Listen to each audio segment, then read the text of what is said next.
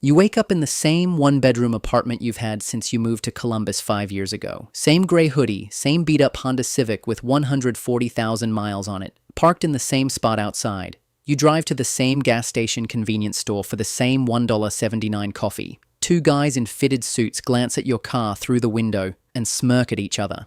You know that look. It's the kind of judgment that happens in half a second before anyone knows your name, before anyone knows anything real about you. You don't react. You pay for your coffee, get back in the car, and drive to work like it's any other Tuesday. Your phone buzzes in the cup holder. You don't check it right away. When you finally do, at a red light, the number on the screen is different than it was last night. 7 digits. For the first time in your life, your net worth has crossed $1 million.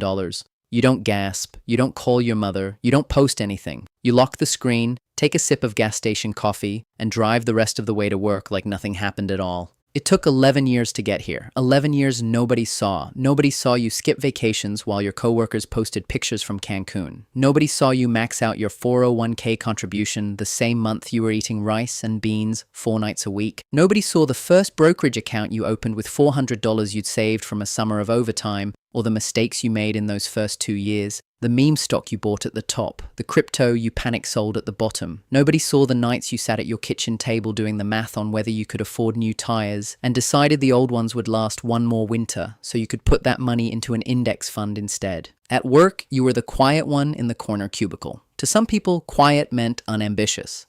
The loud guys down the hall talked about their boat payments, their Cabo trips, their new trucks.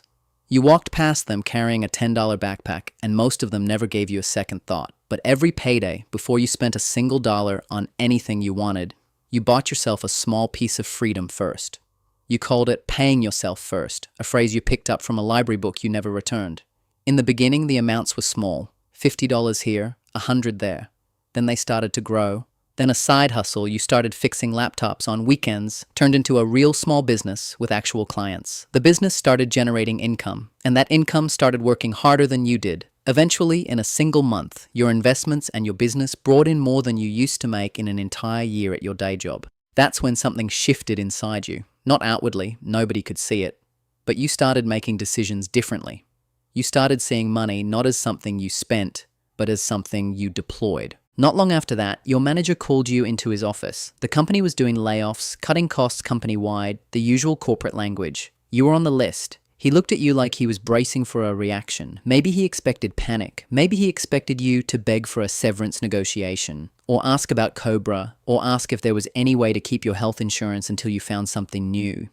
You just asked him where you needed to sign. You walked out of the building that afternoon carrying a cardboard box with a desk plant and a coffee mug in it. Your old co-workers watched you go with something like pity on their faces. They had no idea that in that exact moment, losing that job changed absolutely nothing about your life. Your emergency fund alone could cover 18 months of expenses. Your investments were still compounding whether you showed up to a cubicle or not. The following week, you kept shopping at the same discount grocery store. You still compared unit prices on paper towels like it mattered, because to you, it still did. You kept driving the same Civic. A friend tried to explain the stock market to you over beers at a dive bar in Cleveland, walking you through what an index fund was, like you'd never heard the term. You listened to the whole thing. You didn't correct a single word. While he talked, your net worth grew more in that one evening than he'd make in several years at his job. You never mentioned it because the more money that came in, the more you noticed something strange. People treated you exactly according to what they assumed about you, and you started to enjoy finding out who people really were before they knew who you'd actually become. At Sunday dinner, a cousin asked when you were finally going to trade in that old car. The whole table turned to look. You said the car still ran fine. Everyone laughed, and the subject died exactly the way you wanted it to. A few days later, your mother mentioned an old medical bill she was still paying down, something from years ago that had gone to collections. She said she'd handle it herself, like she always did. You listened and said nothing. The next morning, the debt was simply gone. She never figured out where the payment came from, and for the first time, you felt something no luxury car or watch could have ever given you. Money could solve problems without ever announcing who solved them.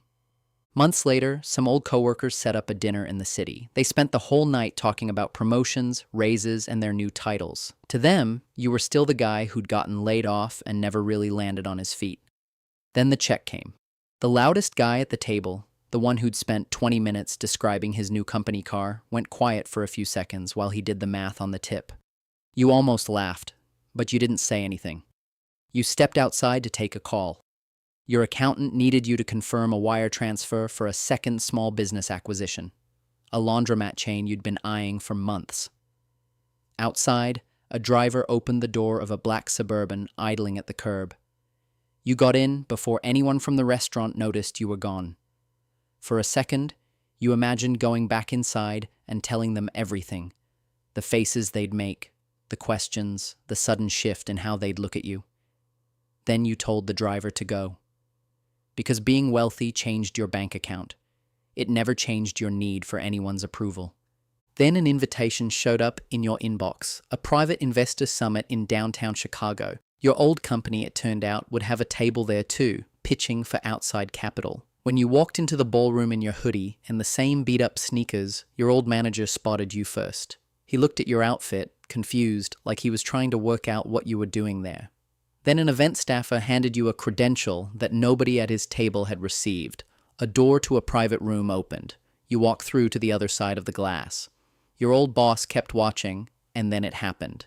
Your name was called over the room's speaker system. You weren't there to pitch for funding. You were there to decide who received it. The man who'd once signed off on your layoff froze. He probably expected sarcasm, maybe some kind of payback. When he finally walked over, you just shook his hand and kept moving through the room. That night, the car service dropped you off at the corner instead of your door, the way it always did. You walked into your apartment the same way you always had. The next morning, a relative gently suggested you should think about finding a more stable job. You thanked them for the advice. That same day, your net worth crossed a number your family would need generations to even picture. You could have changed everything overnight. A penthouse downtown, a garage full of cars, first-class flights to anywhere you wanted. But you finally understood that none of that had ever been the point. So before you bought anything for yourself, you made sure your mother would never have to be afraid of an unexpected bill again. You paid off her house in full and set up an account so she'd never have to worry about a bad month. She moved into her paid-off home without knowing the whole story behind it. You stood outside leaning against the same old Civic and realized her smile was worth more than anything you could ever put on display. A year later, you're back at the same gas station, same hoodie, same car. Another man glances over and smirks with the same quiet superiority. The same judgment, the same wrong assumption. Your phone buzzes. That first million is far behind you now. You lock the screen. Outside, nobody in that parking lot knows a private jet is waiting at John Glenn International to take you to a meeting 2 states away. And that's when it finally clicks for you. Real wealth was never about showing people what you'd built. It was about being able to choose, without asking anyone for permission. It was about helping people quietly, without needing credit. It was about winning without needing to convince a single person you had. You were the first millionaire your family ever had. But maybe your biggest win wasn't the number in the account. It was never needing to look like one. Would you have told everyone or stayed quiet the way he did? Drop your answer in the comments, subscribe for more, and hit like before you go.